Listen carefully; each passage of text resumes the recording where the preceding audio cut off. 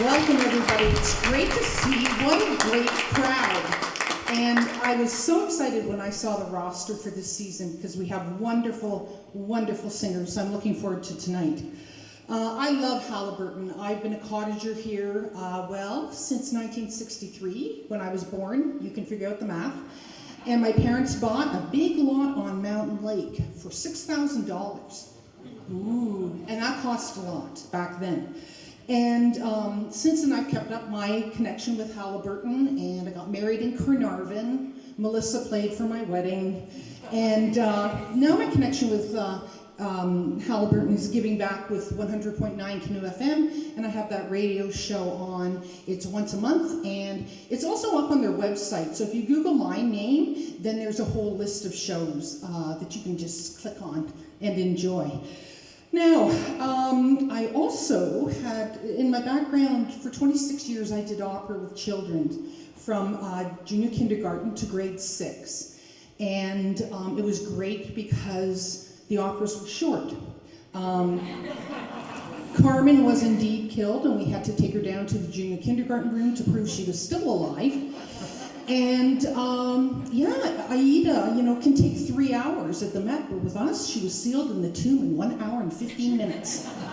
So there are some advantages to doing opera with small children.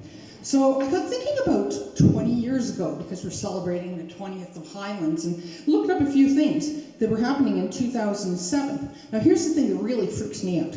In 2007, this whole crew behind me were children. Right? Yeah. Yeah, so welcome. The first Cree anthem was sung at a hockey game in Calgary on that year. Stephen Harper was Prime Minister. David Onley was the appointed Governor General of Canada, the first Governor General with a visible disability to hold the post. First iPhone was introduced and released in June, and 270,000 were sold in 7 hours. Netflix launched, changing how we watch movies and TV. In the US, the gas costs an average of $3.38 per gallon. Barack Obama announced his intention to run as president of the United States, and Putin became president of the Russian Federation.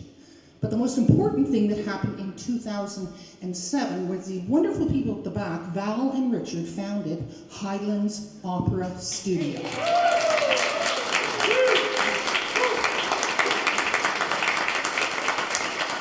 I'm amazed at what you have done in 20 years, and it reminds me, I was thinking of this when I was looking at my dock out on the clear water on Mountain Lake. You have that little stick and the ripple goes out from it. Highlands Opera is like that, Highlands Opera Studio. Because now what started as just a little ripple here has gone out. The singers have gone across Canada. They've been world figures in singing. And it all started here. And we shouldn't be surprised, because Halliburton is rich in the arts. Sometimes they say, it's almost like it's apologetic that it's from Halliburton. Nonsense. It's a great place to start something like this. So thank you very much for all your work. And now we're going to hear some wonderful singing.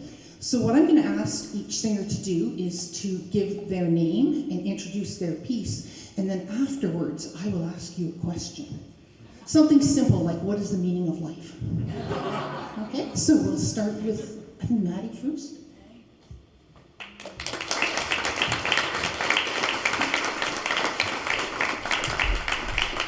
Thank you, Brendan. All night, thank you, Brendan. Hello, my name is Maddie Cooper.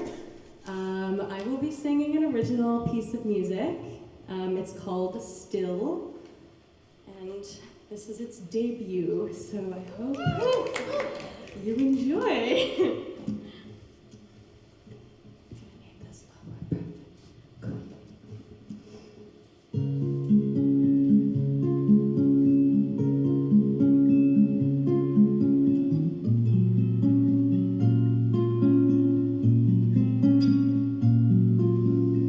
Am I still interesting if I'm high?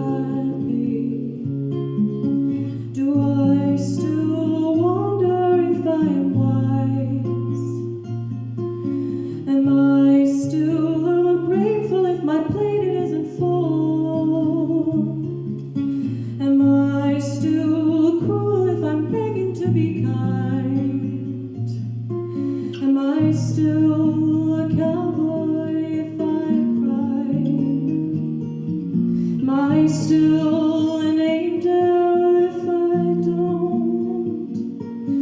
I don't know.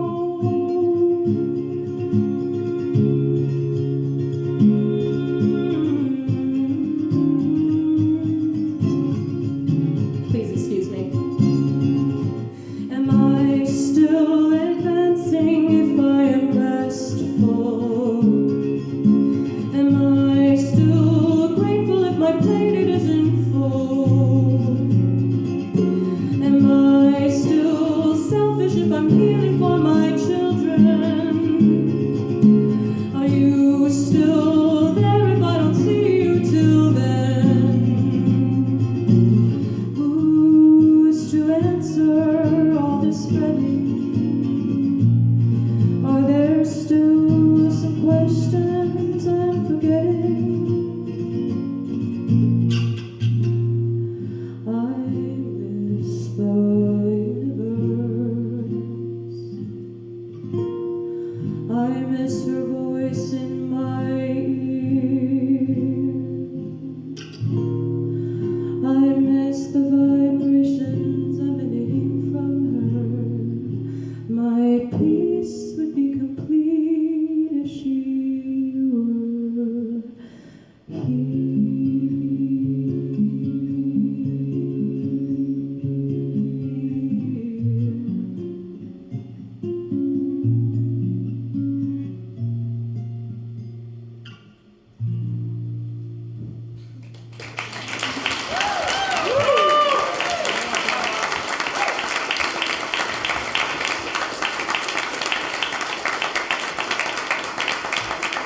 Thanks so much. That was beautiful. My pleasure. Yeah. Now, what is your background? Did you start in folk singing or anything like that, or how did you become a part of the opera world? Yeah, so this is kind of like this song with all its questions.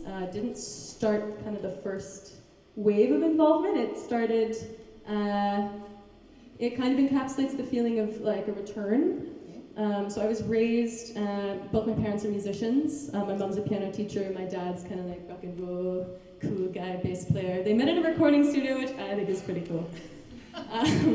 But I had a good ear as a kid, so my mom put me in singing lessons when I was 8. And then as a lot of people sitting behind me can attest to, like if you start taking singing lessons with a teacher that's based in like good singing foundation, if you stick with it long enough, you kind of might just end up singing classically. And that's what happened to me. And at the time, it was more of like, it was a discipline. It wasn't really fun, because I was one of those singers that was like studying to do competitions and nothing else. And so there wasn't this community aspect. And so I honestly fell entirely out of love at one point. During school, happens to most of us as well. A lot of us, not all. And I had to choose it again. I had to discover it for myself intentionally, spend time with it on purpose. And so I took a step back, and I took another step back, and something was missing, and it was pretty obvious what it was.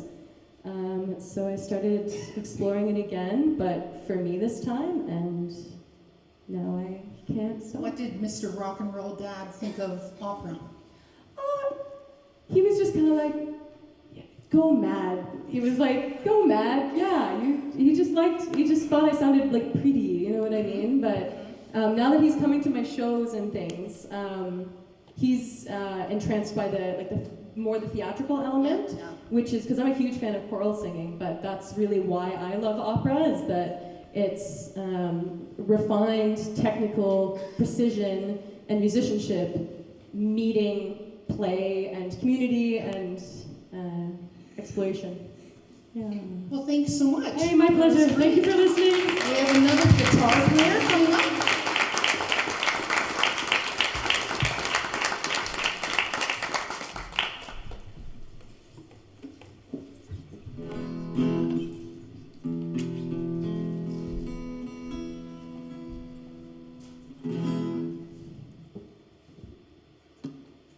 Hi.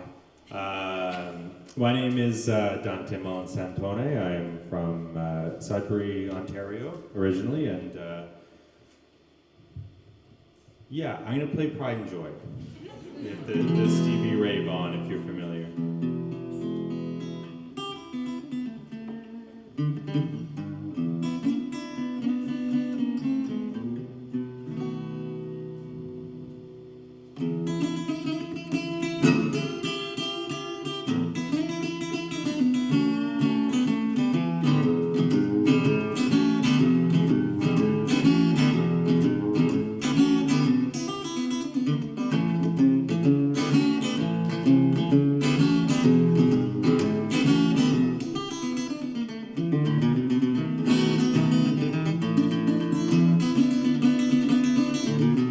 Well, you heard about love and give sight to the fire. My baby love and makes the sun shine. She's my sweet little thing. She's my pride and joy. Well, she's my sweet little baby, and I'm her little lover boy. Well, I love my baby with a heart and soul.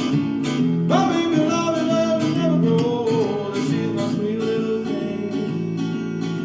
She's my pride and joy. Yeah, she's my sweet little baby, and I'm her little lover boy.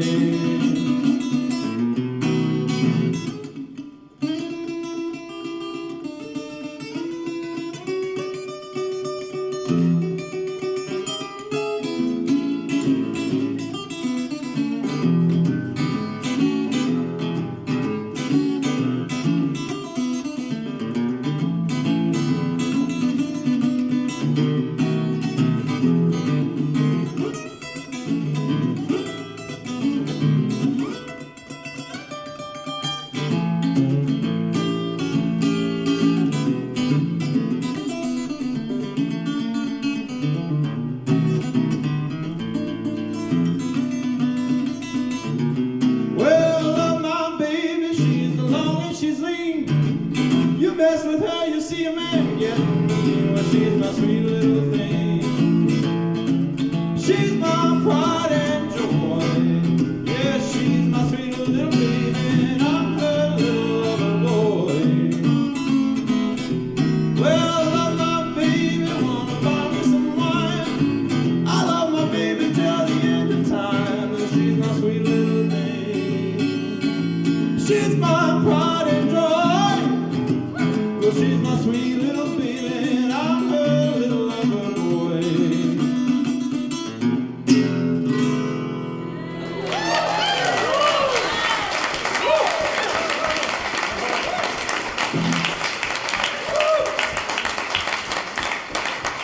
Master of guitar and singing, So did the guitar come first, or chicken or egg? I'd say it's got to be the egg. No, the singing came first. I always wanted to play guitar. I always wanted to do guitar lessons.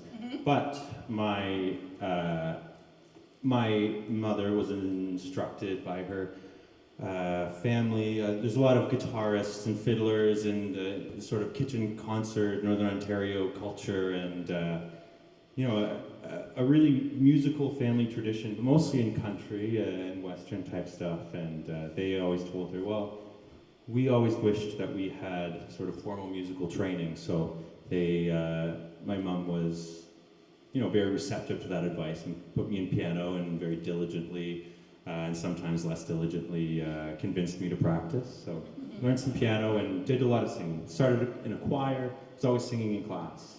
Came out of the womb singing. So, what was the music scene like in Sudbury when you were growing up, and what was your first introduction to opera? Realistically, my first introduction, well, let me start. The music scene in Sudbury is, you know, a lot of folk singers, a lot of punk bands, a lot of rock bands. You know, I think that the musical culture that place is coming out of doesn't necessarily have as strong an influence of sort of Western classical music. And, you know, within that, I think the influences that inspired me early on when I was a little kid were where that was the music that I was listening to. And then my grandmother's, no, and this is totally cute. So my grandmother's favorite song was Ave Maria, the Schubert, so I looked it up because I was always singing, and it was something that I wanted to give her. So I learned it listening to Pavarotti's version that happened to be on YouTube, and that was sort of my introduction to opera, and it sticks with me. Now, I was reading that you got an Art Song Award at U of T. Yes. For those of people who are non-opera, non-classical, can you explain what exactly art song is as opposed to opera? Yeah, I mean, there's a lot of ways I suppose you could define it, but art song is essentially a marriage of piano and poetry and singing. So it's usually, it's sort of a big question. I think about actually what is art song a lot, but it's mostly individual pieces, a more short form style, a more short form genre of vocal classical music that I think the relationship of voice and piano and poetry are really put at the forefront, and I think it's something that I've always been really attracted to. I write a bit of poetry, and I play piano, and I love to sing, so all of those things kind of come together in that. And I just think some of it's the most, with a short form piece, you can really find something that's kind of perfect, and there are a lot of perfect songs out there. Thanks so much, and I had a chance to listen to some of your clips on YouTube, and they're gorgeous. So just keep his name and go look him up when you're done this evening. Thanks. Thank you. And while Luke's setting up, I want to thank everybody for putting their phones on silent so that we're not going to hear any clips, beeps, or whatever is going to happen. Keep your cameras with you, however, because after the concert, you can have your picture taken with any singer you want, because you can say, I saw them in Halliburton before they went on to whatever. Take it away, Luke. Hello. Thank you all for coming tonight. My name is Luke Noftal. It's like catch the mic. I am from Fredericton, New Brunswick, and yeah, shout out Fredericton. This evening I will be singing Saltwater Joys, which is a Newfoundland traditional folk song.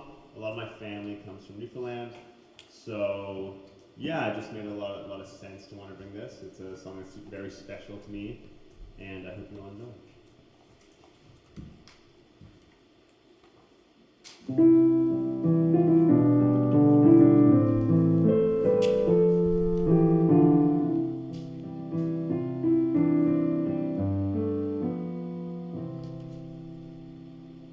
Just to wake up in the morning to the quiet of the cove and hear Aunt Bessie talking to herself, and to hear poor Uncle John mumbling wishes to old Nell.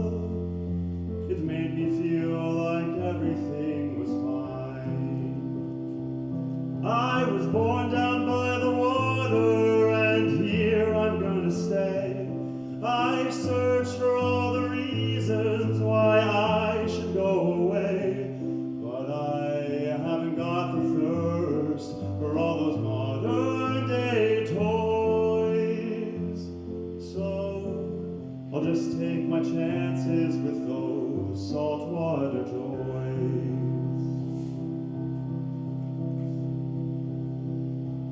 Following a little brook as it trickles to the shore,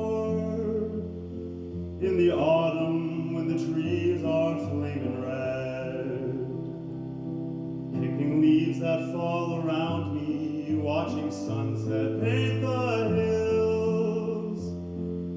'Tis all I'll ever need to feel at home.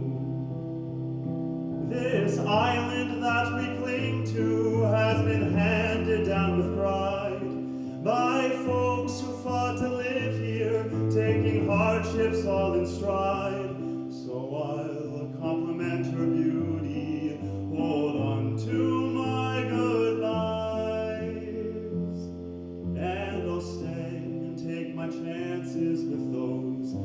saltwater joys.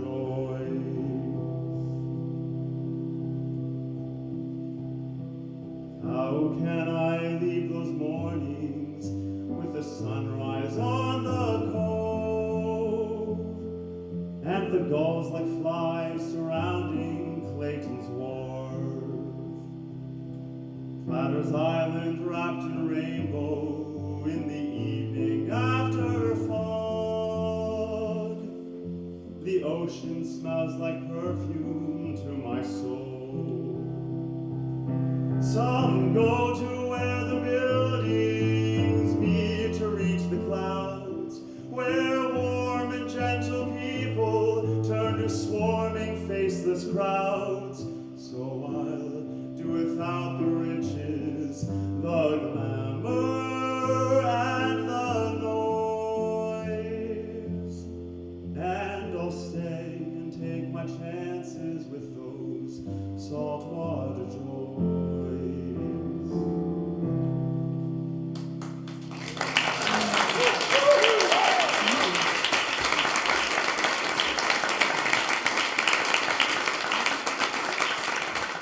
The first time I saw you was with Southern Ontario Lyric Opera. And what was it you were in?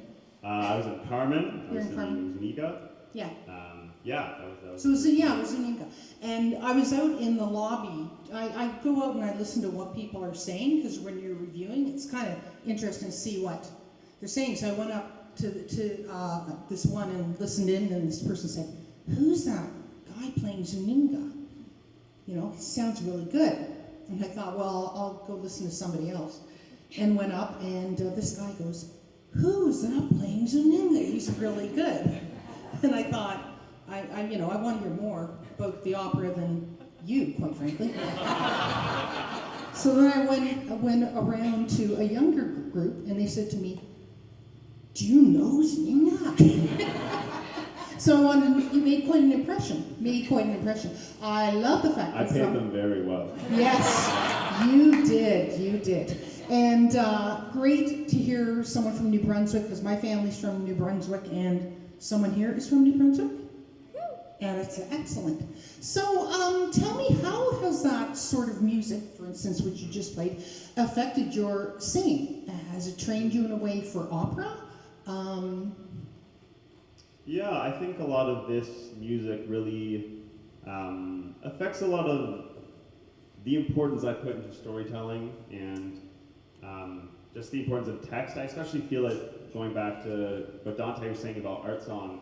A lot of English art song that I sing, I specifically feel the connection with this type of music because it feels really connected, the two. I mean, Vaughan Williams is one of the more popular English art song composers, and it's what we sing a lot in school and what a lot of professional artists record and sing.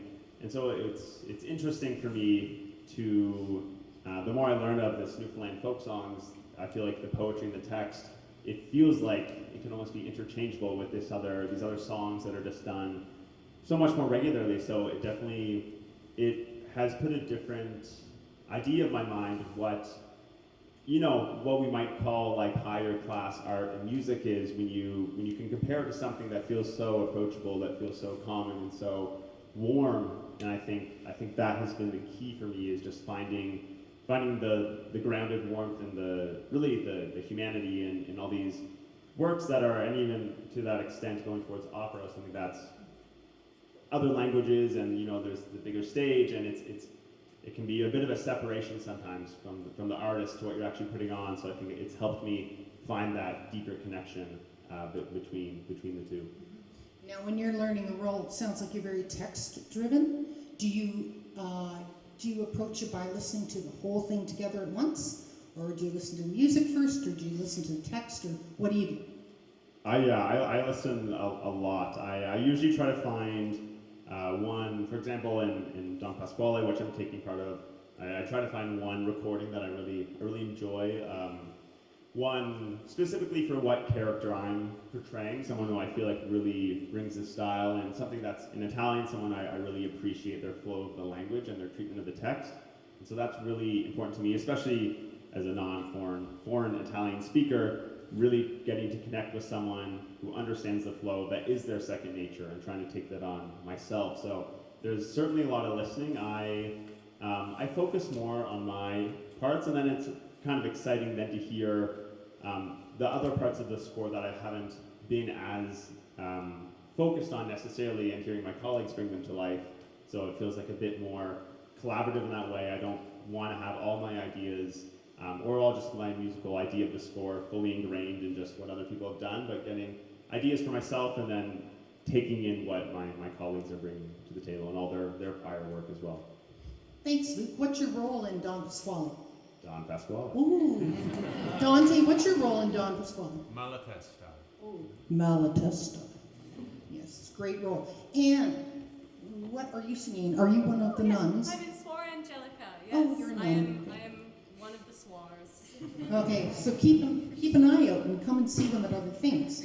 All right, Maeve. Thank you.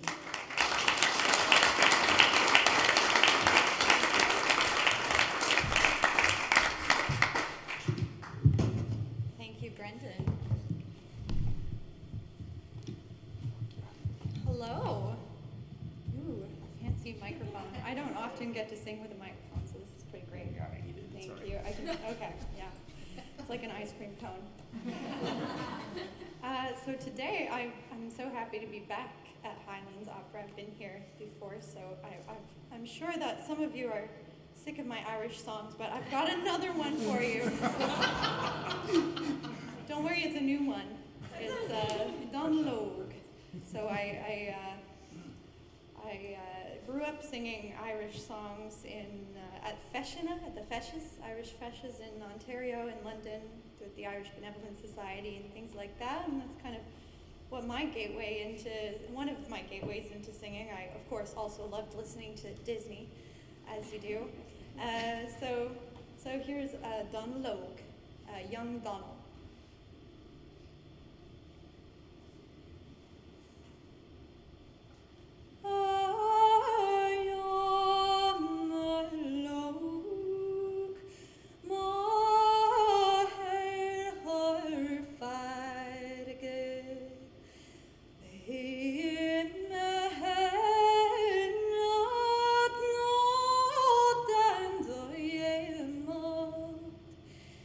Bella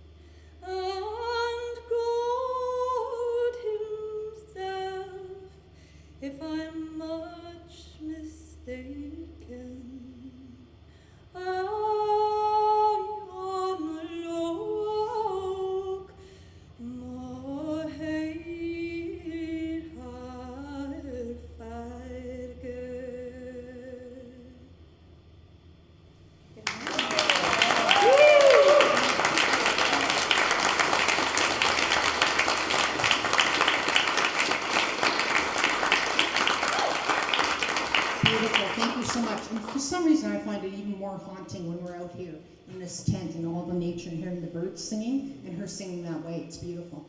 Now, I know that when I've talked to you before, and when you've come out to things, you're usually knitting, aren't you? Yes, I even brought my knitting, my rehearsal hat. Okay, It's a good. project. You just go round and round in circles, so. Good. So I'm going to probably ask you the most difficult question tonight, so the rest of you can breathe. What analogies, do you see that there are any parallels between the discipline in knitting and singing? Take it away, Maeve. Well, I did a doctoral defense, so. This is a familiar type of interrogation.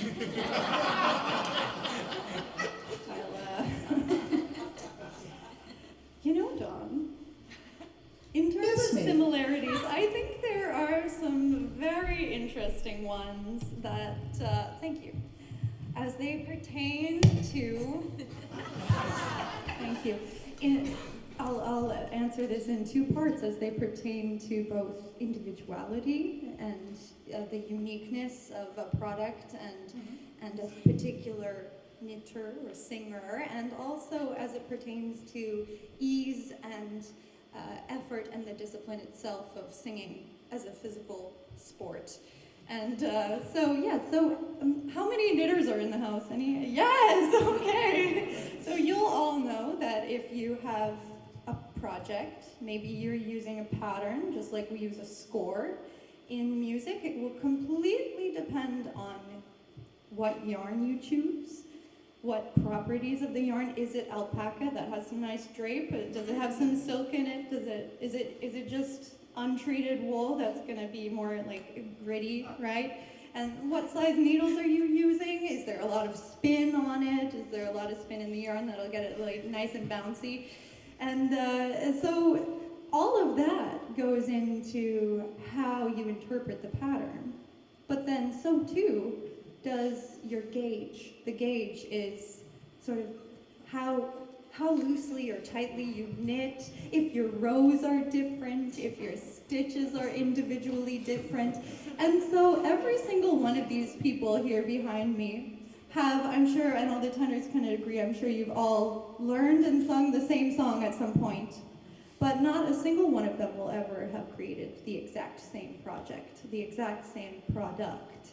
It will be completely unique to their voice, to their attitude, to the things that they put into it, and it'll be different from the morning to after 3 hours of singing and or knitting when you've suddenly realized that you've relaxed halfway through the project and now your scarf is 20 stitches wider, it seems like.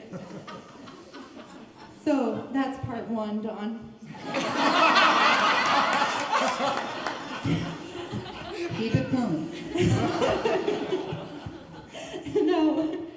Now, I was also thinking about how, just like how every single person is quite different, the effort that you put into it is very unique as well. And as many of you know, if you try too hard, you get arthritis knitting.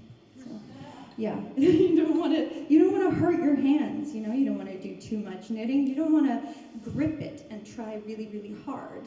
And that is just like consonants. Just like consonants, just like vowels. It's not about the effort you put into it. It's about the coordination. It's about accurately, elegantly, effortlessly articulating exactly the right movement. And that's opera in a nutshell, I swear. Bravo!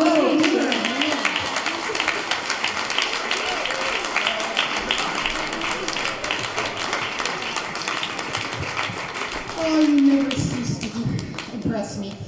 Oh, Liz? Maeve, what opera are you in, and who are you in the opera? Oh, yes, I'm singing Norina in Don Pasquale. Ah, okay. What do you think? Oh. Okay. Can I grab the mic? Dawn, thank you so much for that, because Maeve was dying to talk about knitting. She loves it. Thank you. Hi, everyone. I'm Ilya Theokaridis. I'm from Vaughan, Ontario, if any of you know where Canada's Wonderland is. I live right across the street from it. I hate it. And tonight, I'd love to sing for you Castle on a Cloud from Les Miserables. And the reason why I'm singing this is because it was my first public performance in SK, at my SK graduation, and I have video proof. Just a cute little 30-second clip. Sorry, you're not all gonna see it. Can someone hold the mic for me? Here? Yeah, let's say that. Oh, hello? Maybe here? Oh, It's not coming out. no, technical difficulties. My bad. 1 second. Abort mission. There we go.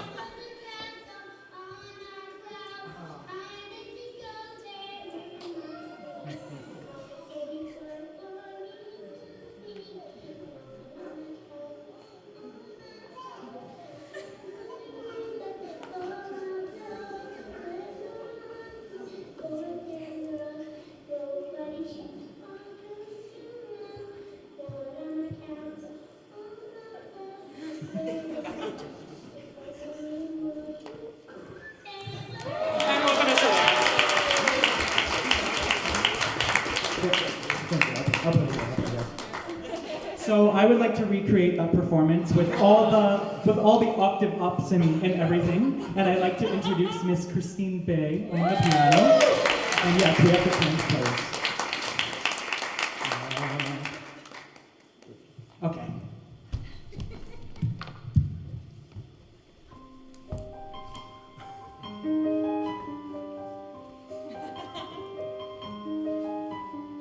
There is a castle on a cloud. I like to go there in my sleep. Nobody shouts or talks too loud. Not in my castle on a cloud. There is a room that's full of toys. There for 100 boys and girls. Nobody shouts or talks too loud. Not on my castle on a cloud. There is a lady old and white, holds me and sings a lullaby. She's nice to see and she's soft to touch. She says, Cosette, or Eli, I love you very much. I know a place where no one's lost. I know a place where no one cries. Crying at all is not allowed. Not on my castle on a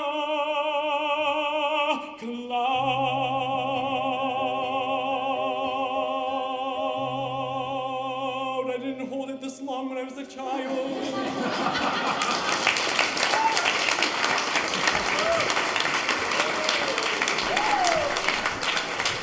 I'm not wearing these because I'm trying to be cool. They're prescription. That was great, although I'm surprised you didn't sing Jovert's part in kindergarten. I'm just kidding. Okay, you, I understand, have quite a background in dance. Yeah, I do. Yes, he I does. do. Did you dance kindergarten? I danced for 10 years competitively. I did everything: jazz, ballet, hip hop, tap. I don't know if there's a lead-up question to this, but Well, there is. Okay. It's okay. Keep going. dance is the reason why I'm in opera. Okay, there we go. When I was signing up for dance classes, my teacher, who, fun fact, is now the head stylist for Canadian great pop star Shawn Mendes, which is really cool. But she was like, Eli, you can do hip hop, you can do tap, you can do jazz, whatever. But you have no choice. I'm putting you in ballet class. Because ballet is the foundation of dance. And once you know ballet, or have a good idea of ballet, you can do any type of dance. And when I went to high school, an arts high school, and I auditioned for dance, but I didn't get in.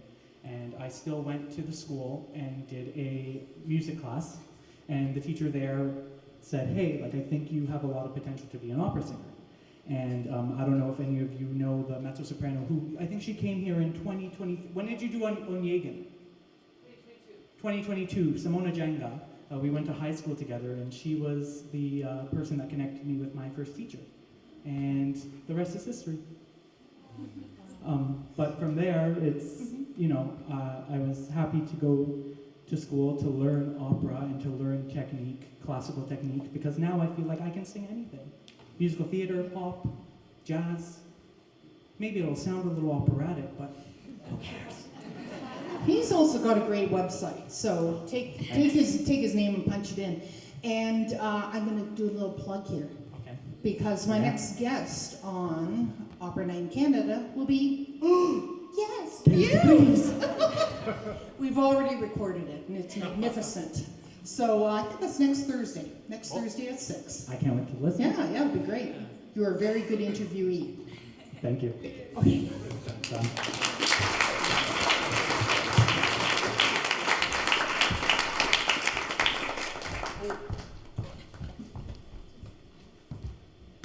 While we do that, I'm just going to grab this really quick.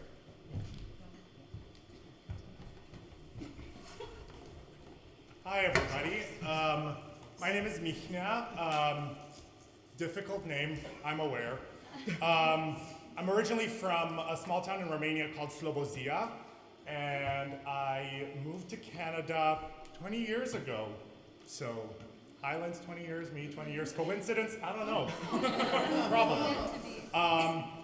But I've decided for what to present. I've decided to show a Romanian art song based off of a very famous Romanian poem called Revedere, which is about a person who is coming back to their roots, and they're having a conversation with a tree that grew up in the same place where they grew up.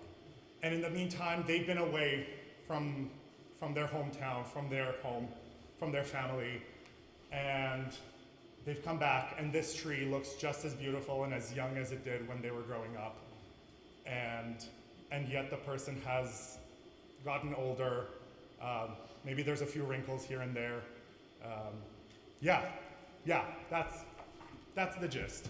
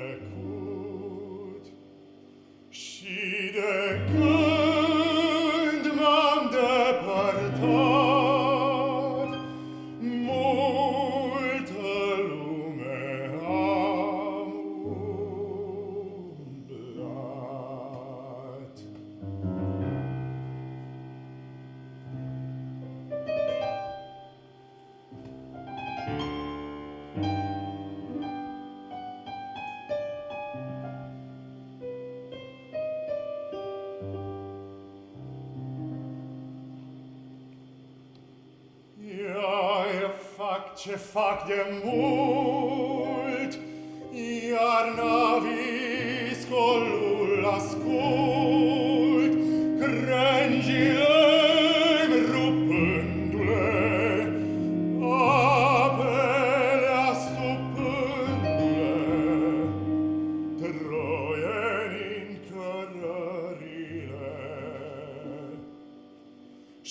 sigon in cantarile.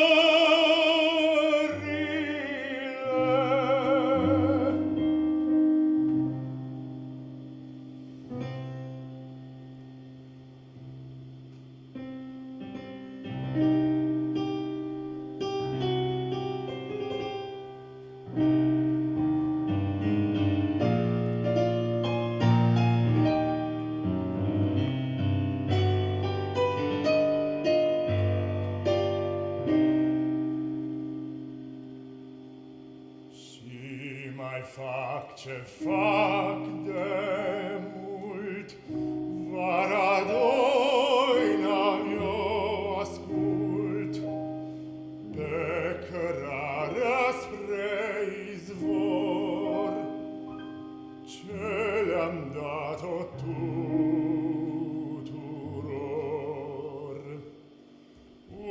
Umplându-și cofeile, mi-or cântă femeile.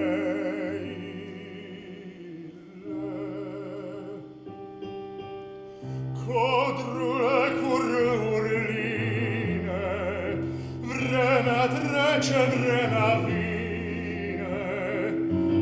Tu din tânăr precum ești, tot mereu în tine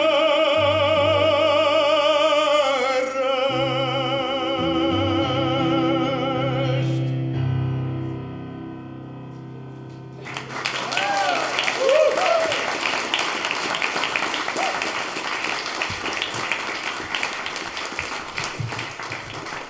Thanks so much. That was so stirring. That was wonderful. Thank you. So you came straight from Romania to where in Canada? So let's wind it back. 2006, January. We went from Romania straight to Quebec City. Oh, okay. And I had not a lick of French to begin with, so here I am, first day of school in Quebec City, in a very francophone part of town, learning French and living there for 6 months. After that, we took a U-Haul and drove across the country and moved to Calgary, which is where my family is currently, and where I guess I am, sort of. Wow. What was the biggest cultural shock coming into Canada? French. Other than French? Maybe French. I don't know, my parents were practicing, they were actually taking French lessons, but I was too busy watching cartoons at the time, so I didn't join in. Yeah, the language for sure was a big thing, but I think, like being just with my parents in such a massive country was like a massive shock. And so a lot of what I developed as like a personality was very, connected to the kind of culture that they grew up with and the kind of culture that they taught me. And so in a way I had to fight a lot of that growing up. And I think a lot of that actually comes down to why I chose this piece and why opera kind of happened. I had a really tough time with people saying my name growing up. And nowadays, it's not so hard, but I think part of that has to do with the fact that as I joined circles of singers and circles of musicians, I realized that I actually have a lot to bring with my identity and to teach people how to say my name properly. I mean, it's a difficult name for sure. Nobody's really ever heard of somebody named Michnia. But when I was living in Calgary, growing up, I accepted a lot of really, really improper pronunciations of it. Mikna was the biggest one.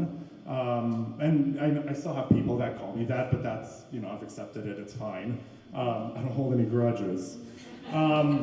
But one of the worst ones that I heard was in a math class in high school. It was Mahaini. So I don't know, that's not really right, but whatever. I joke about that still. So I found opera and I realized that I can teach people how to say my name, and I can use things like the phonetic alphabet, and I can, make sounds, and people understand that the ich laut, in my name, the ich sounds like German, so I can use that to kind of to get people to infer how to pronounce it. Well, it was lucky for us that you moved to Canada, for sure. Thank you. Please tell us, what role are you playing? What opera are you? I'm also singing Don Pasquale in Don Pasquale. Oh, Yeah. another Pasquale. And I didn't ask you, did I? What? And excuse me, young man, what are you? I'm singing Ernesto and Don Pasquale on August 27th and 30th. He's my nephew. Okay, we're ready for another singer. Thank you so much.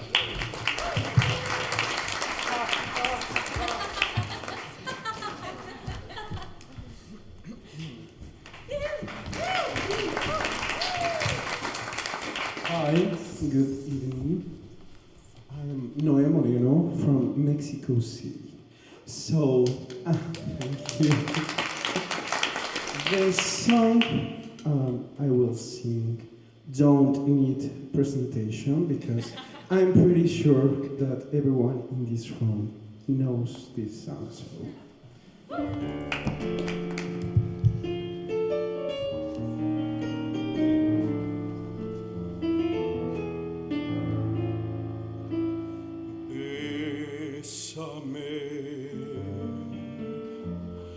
Bésame mucho, como si fuera esta noche la última vez.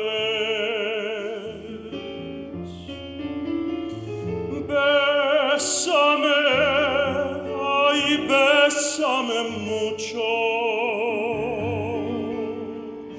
que tengo miedo a perderte después. Quiero tenerte muy cerca, mirarme en tus ojos, verte junto a mí. Piensa que tal vez mañana yo ya estaré lejos, muy lejos de ti.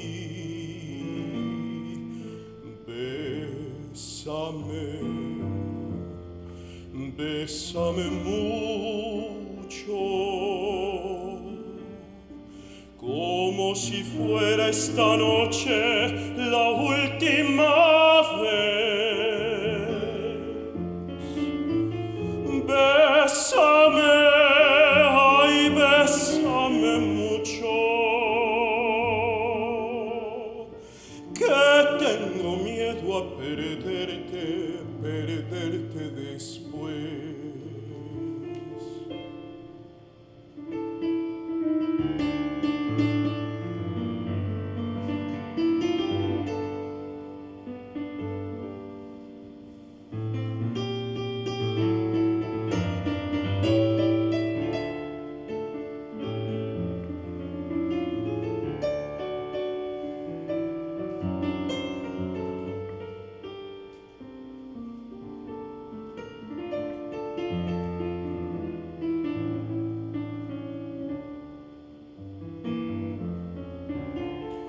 Quiero tenerte muy cerca, mirarme en tus ojos, verte junto a mí. Piensa que tal vez mañana yo ya estaré lejos, muy lejos de ti. Bésame, bésame mucho, como si fuera esta noche la última vez. Bésame, ay, bésame mucho, que tengo miedo a perderte después.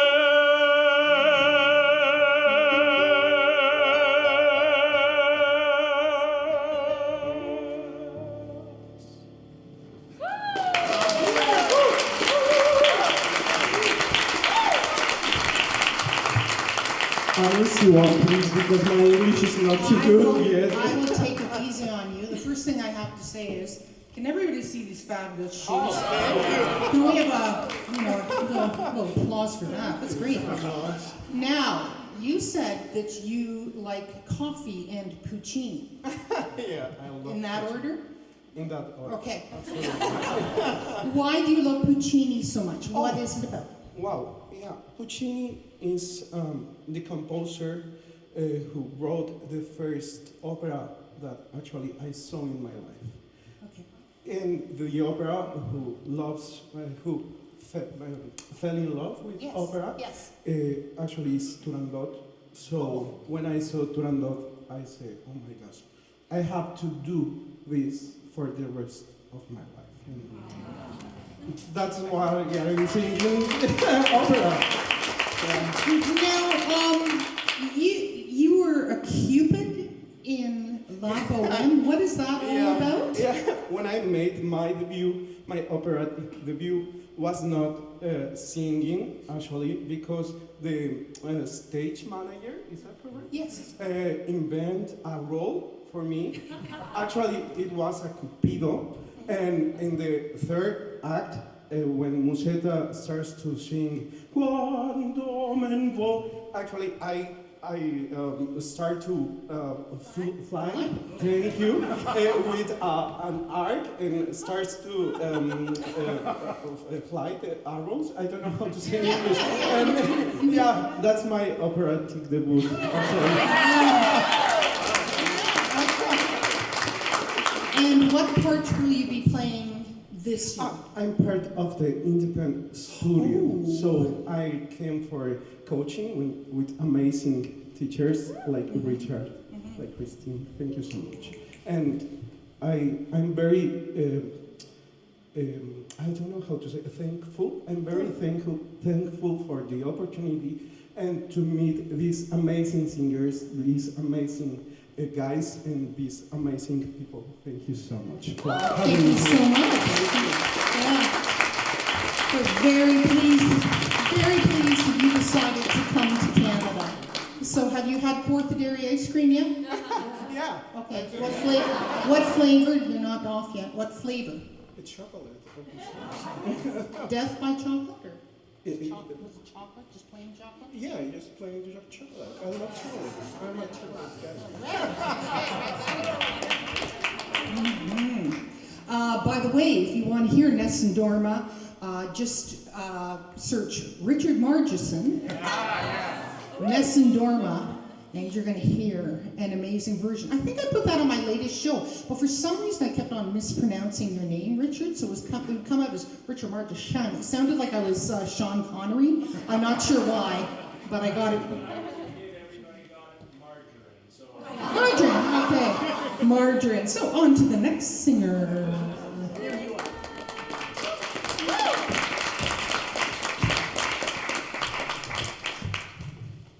Hello, everyone. I'm Sonia Krajewski, and today I would like to share a very, very popular Russian folk song. It is perhaps the most popular Russian song. I'll do it a cappella.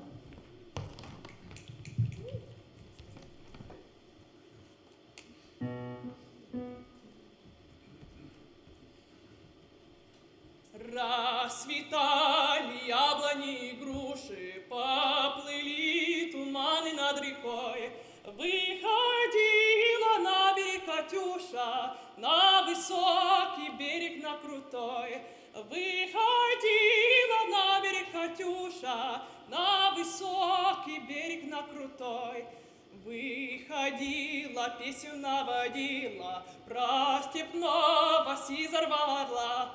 Про того, которого любила, про того, чьи письма берегла, про того, которого любила, про того, чьи письма берегла. Пусть он вспомнит девушку простую, пусть услышит, как она поет. Пусть он вспомнит девушку простую, пусть услышит, как она поет. Пусть он землю родную город, а Катюша бережет возьмут.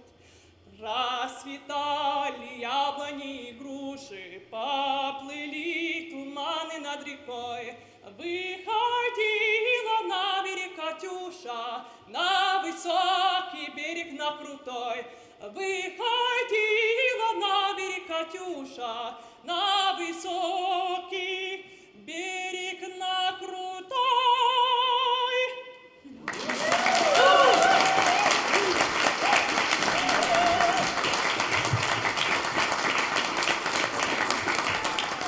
That was beautiful, and we have no idea what you were saying. So can you tell us? Can you tell us? It sounded great, but This is a love song.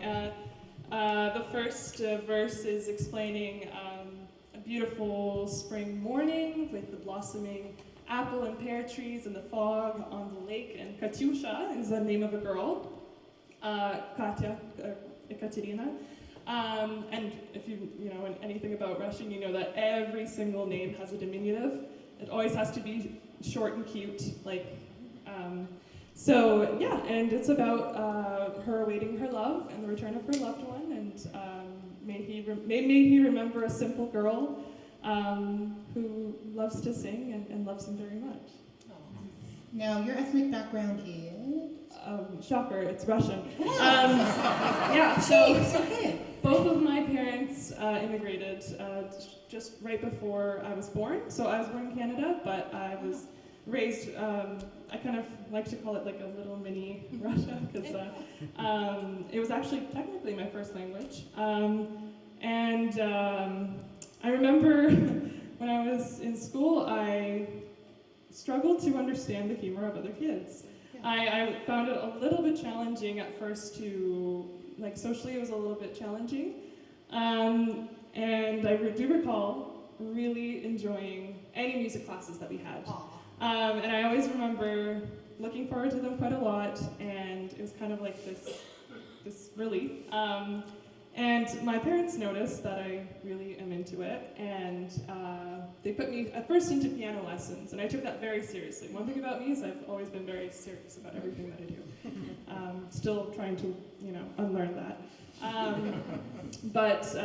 So I was very diligent and I practiced a lot, but I found it to be quite isolating, and I also had crippling performance anxiety specifically for piano, so I didn't continue. Okay.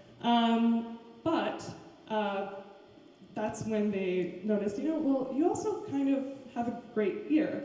And one thing about piano is that I would never sight read anything that my teacher would give me, and she couldn't figure it out, like, why is it that when you play the piano, when I play something, you play it back perfectly fine, but if I give you a piece of music to read, you just refuse to read it. So I think the singing just came to me a lot more naturally, and the more I did it, the more I really fallen in love with the collaborative aspect of it. I think it really is this kind of natural language, I think, that we all speak in this collaborative way, and I think it really does bring people together, as cliche as that sounds. Oh, I know. I used to teach primary music, and for my English language learners, I think the music class was the least threatening environment. Yeah, for sure. Or at least I hope it was. Yeah. Now, you said that you will be performing a 3-in-1 nun. That's So right. tell us what that's all about. That's right. So, in the opera Suor Angelica, there's three sort of similar in character, I would say, roles, and they're all these leader roles in the leader nuns, and we kind of put it into sort of one character, sort of the mother superior. So I'll be playing the mother superior, our own sort of makeshift 3-in-1 nun role. Now, will you be marked with a different habit so we know who you are? No. So remember this face, folks. Remember this face. And come and see her in Suor Angelica. Very moving opera. Thank you so much.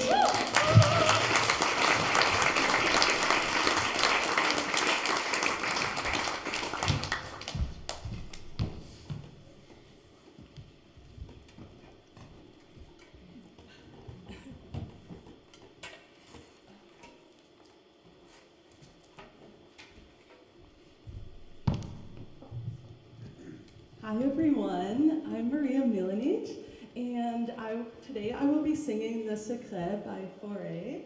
When I started voice lessons when I was about 11 years old, my second ever voice teacher, who was one of maybe my first serious voice teacher, her name was Katerina Otochkina, and she assigned me some different art songs. She heard in my voice the potential to sing classical music. She started with assigning like the classics like Caro mio ben, Amarilli, that kind of thing. But the first time she assigned me a French art song was this one, Le Secret. And it was the first time that I really felt a deep connection with art song, and I knew that this genre was made for me. So here is Le Secret by Fauré.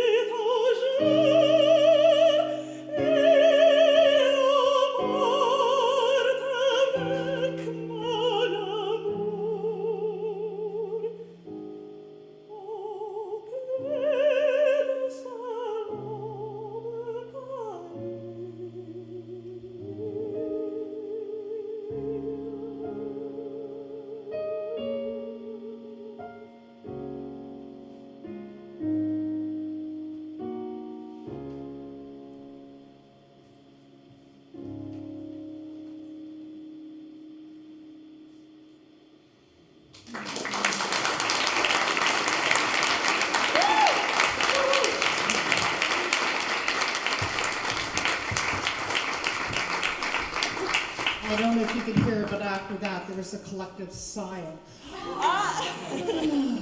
So what exactly were you saying? Oh, and thank you.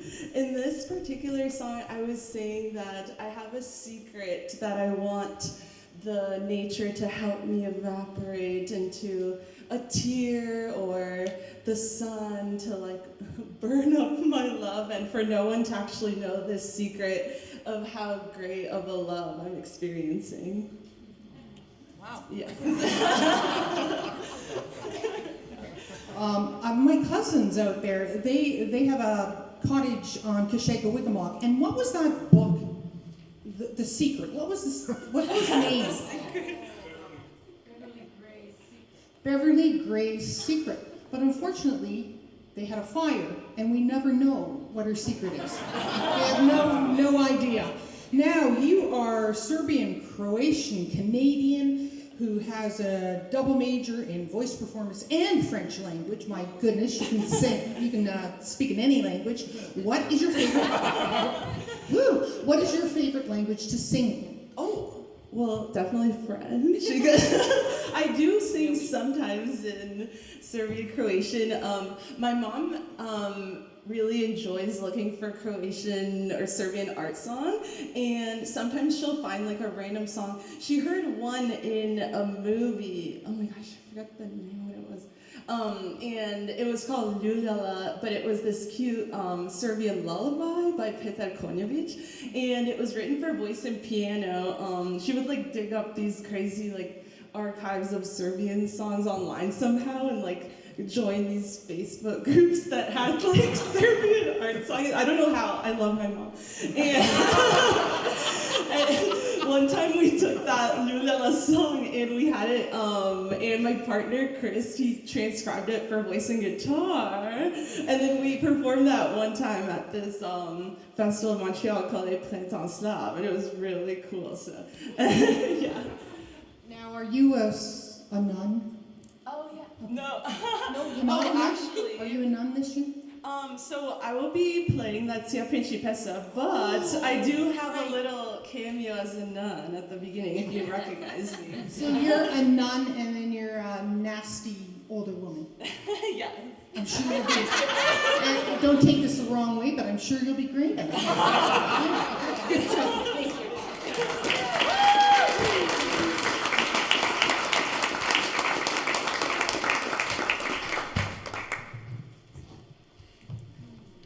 Hello everyone. My name is Ella Jung. I was born in Korea and now I live in Vancouver. And today I'll be performing a Korean musical theater song called 살다 보면, which translates to As Life Goes On, from a musical called 서편제.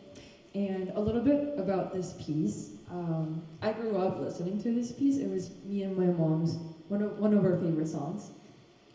And it's basically about, so the girl that I'm playing, her name is Songhwa, and she goes through a lot in this show.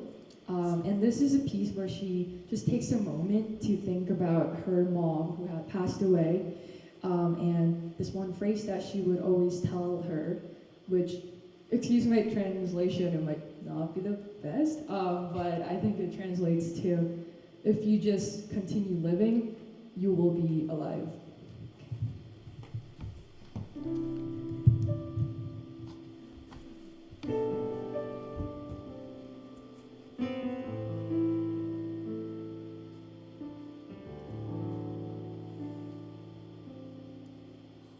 혼자라 슬퍼하진 않아 돌아가신 엄마 말하길 그저 살다 보면 사라진다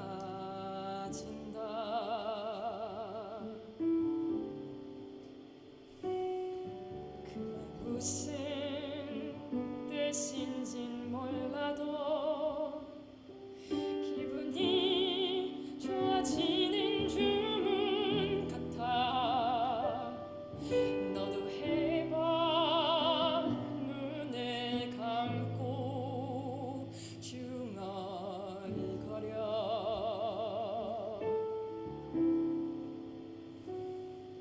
그저 살다 보면 사라진다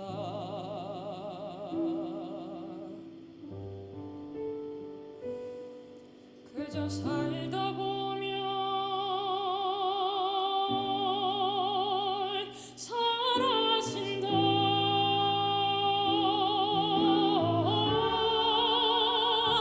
눈을 감고 바람을 느껴봐 엄마가 쓰다듬던 손길이야 멀리 보고 소리를 질러봐 아픈 내 맘 멀리 날아가네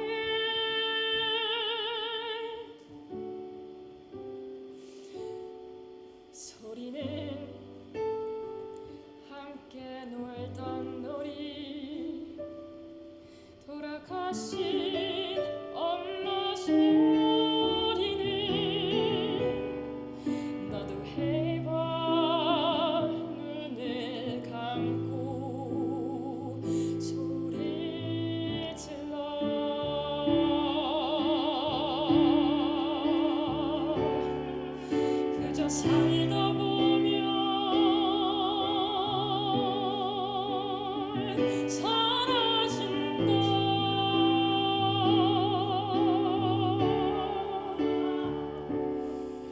그저 살다 보면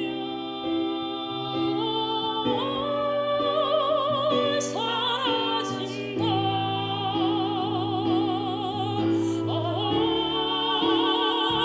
눈을 감고 바람을 느껴봐. 엄마가 쓰다듬던 손길이야. 멀리 보고 소리를 질러봐. 아픈 내 맘 멀리 날아가네.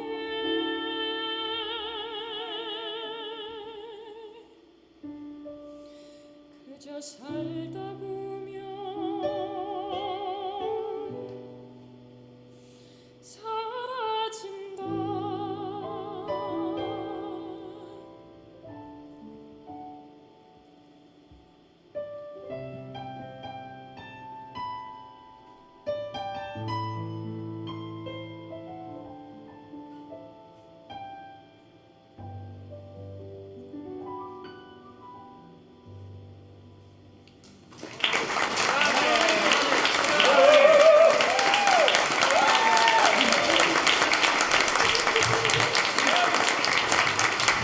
Gorgeous. Thank you, Ellen, and thank you, Christine. Wow. What a talented woman.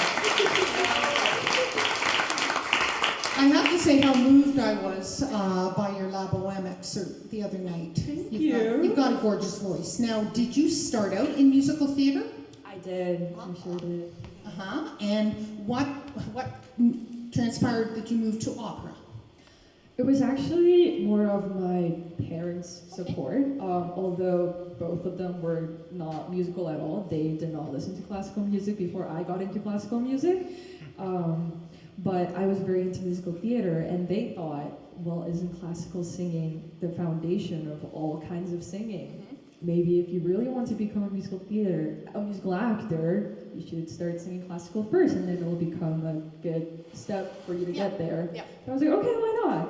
And then I started learning, and now I'm here. I didn't go back to musical theater. I'm still here. It's wonderful to have you here. Thank you. You tried out Porthidary last year, didn't you? I sure And she did. sent me a I sure picture to did. prove that she actually had. What was the flavor?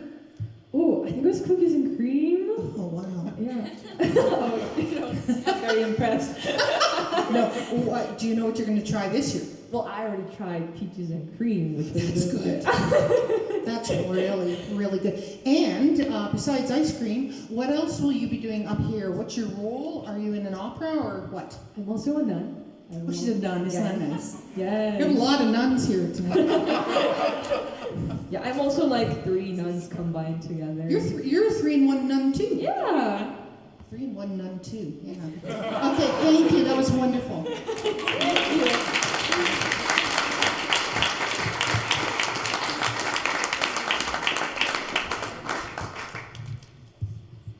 Good evening, everyone. Just recovering from that. How about you? I'm Elena. It's so wonderful to be here with all of you, and I'd just like to take a second to say that this is so special and fun. It's so amazing to get to hear everyone's histories and personalities and personal stories. So thank you so much, everyone. It's really special. I'm going to sing Misty, and this is a song I've performed many, many, many times, and a song that's very special to me. It is the favorite song of some of my favorite people, and so it's become my favorite song because of that. And this song and this kind of style of singing is something that I do for me only a lot of the time, and that brings me great comfort. So here it is.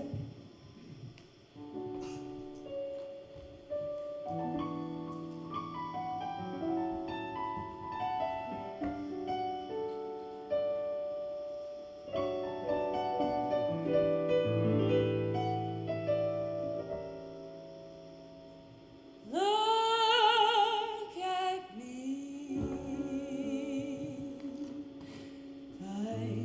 as helpless as a kitten up a tree. And I feel like I'm clinging to a cloud I can't understand. I get misty just holding your hand.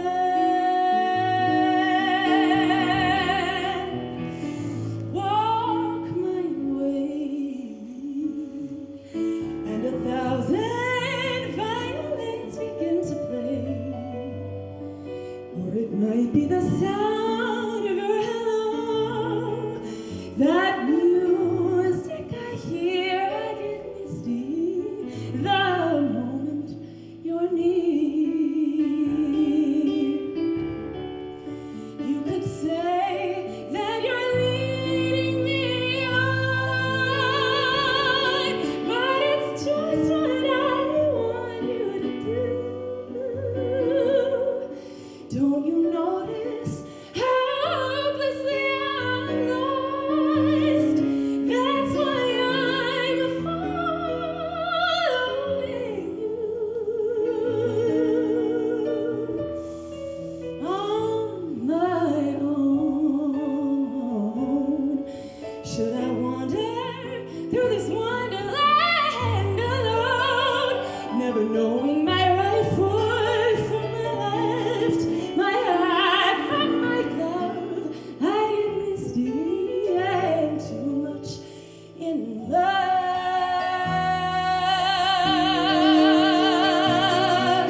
I can't understand.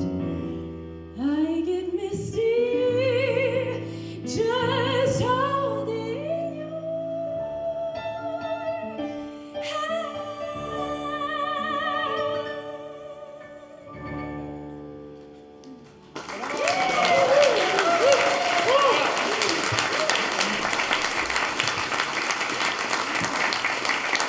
Beautiful, thank you. Are you a nun? What do you think? After that song, no? Yes. You yes. are a nun. Oh, Yes. congratulations. Thank you so Welcome much. to the order. Thank you. Thank you So very much. you'll also be in Swar and I Jonathan. will, yes. I'm playing Swarge in a fiesta. Mm-hmm. And you're from Winnipeg. I certainly am. How are the winters out there? Well, if you haven't experienced them, whatever you think, colder. I can promise you that. Now, I heard that you started playing violin at age 4. I did, yes. Isn't that adorable? I did, yes. That's just adorable. What was the jump? Was it jump strings first and then jump to vocal? Or tell me just a quick synopsis of how you ended up in opera singing a nun. Yes. So I'm from a very musical family. My mother's a violin teacher and violinist violist. My father's a composer. My brother's a cellist, among many other things. My grandmother was a mezzo-soprano and ran the University of Saskatchewan voice program for 25 years. So I come by it very honestly. So I started violin at 4, but honestly, I've just, since I can remember, been completely obsessed with singing. So I took some lessons with my grandmother and then started classical lessons at about 13, 14, and just went from there. Gorgeous to hear your voice. Thank you so much. Thank we you. look forward to seeing you in the opera. Thank you very much.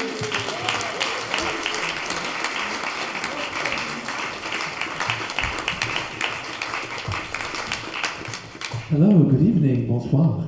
I'm Yannick Gosselin. I grew up in New Liskeard, Ontario. If you keep going north, northeastern Ontario, that's where that's at. Of course, in a small town, live theatre wasn't all that accessible or available, so I quickly got obsessed with all movie musicals that I could put my hands on. And the first that really drew me in was Grease. I was 7 years old and I watched it at my Aunt Suzanne's cottage. I didn't understand 98% of the plot, so I knew that it was a movie I wasn't supposed to be watching. But I loved the singing and the dancing. So this is a song from Grease. It's the song that Olivia Newton-John's character sings early in the movie. She walks out of a slumber party into the darkness of the night, wearing only her white nightgown and a turquoise silk ribbon. And she looked like my sister's Barbies, and she sounded like an angel. And I remember seeing her perform and understanding that sometimes words just aren't enough and you just have to sing. So I want to dedicate Hopelessly Devoted to You to our Dawn Martins here, who's a wonderful host. She's also, thank you, and she's hopelessly devoted to everything opera in Canada, and we as young artists really, really cherish your support and your ongoing love. It's reciprocal. So here we go.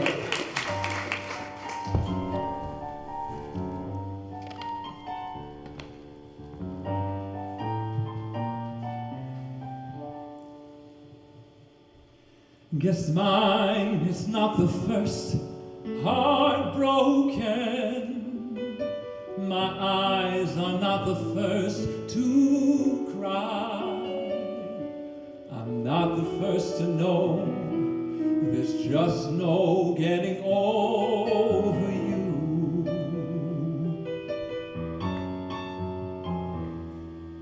I know I'm just a fool who's willing to sit around and wait for you. But baby, can't you see there's nothing left for me to do? I'm hopelessly devoted to you. But now there's nowhere to hide since you pushed my love aside. I'm out of my head. I'm hopelessly devoted to you. Hopelessly devoted to you.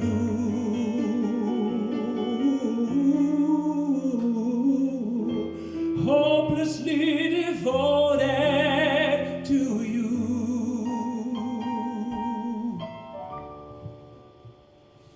My head is saying, fool, forget him. But my heart is saying, don't let go. Hold on to the end. That's what I intend to do. I'm hopelessly devoted to you. But now there's nowhere to hide since you pushed my love aside. I'm out of my head. I'm hopelessly devoted to you. Hopelessly devoted to you.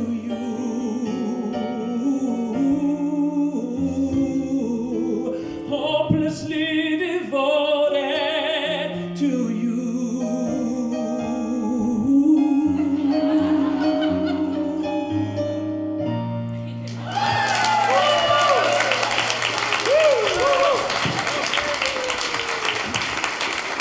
Thank you.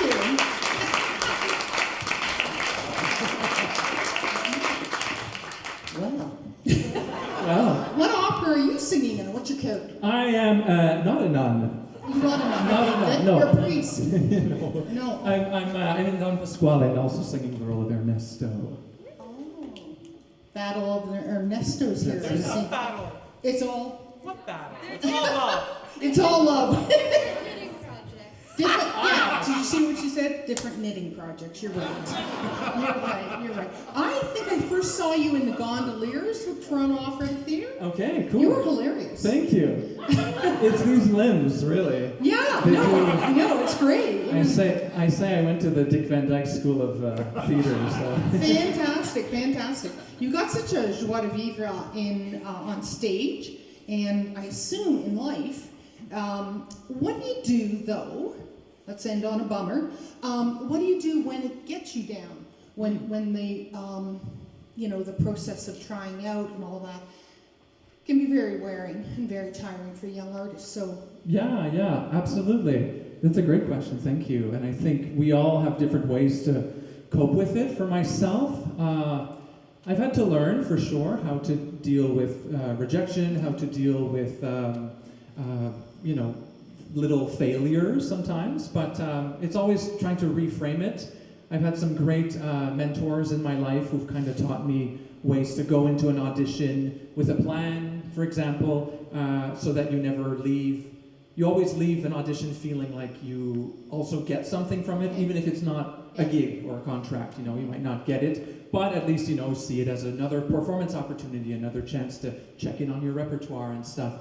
And at the end of it all, really, it's the people that you surround yourself with. At least for me, and it's people like these people like the Margisons and Christine and the whole team here and the audiences that we are always. It's not always a given that people will show up, so we work on our stuff and we hope that people will show up and will appreciate it. So at the end of the day, for me, it's really, did I share something? Did I make people laugh? Did I see a smile in the audience? And for me, that's really worth it. I think of all the people growing up as a young singer as well, the family members that I loved singing for, and that it would bring them joy. So I try to kind of always keep that energy and think of them whenever I perform. And so I feel it's not easy, but there's a lot of support out there, and we've got beautiful people making beautiful art. So that's where I want to put my focus. that's a great ending. Thank you. Thank you. Thank you. So, as you so aptly put, thank you to the audience, because without you, there wouldn't be a show. Thank you to our wonderful accompanist, Christine. And thank you to all these wonderful artists sharing their background, the family background. I'm so proud of Canada when I see these people saying I'm from Winnipeg, I'm originally from BC. It's really wonderful. So continue to shop Canadian and come out to other performances. Support these young people. And we're going to end with a group photo of all these marvelous artists and hang around and talk to them, because they're great people. Thank you.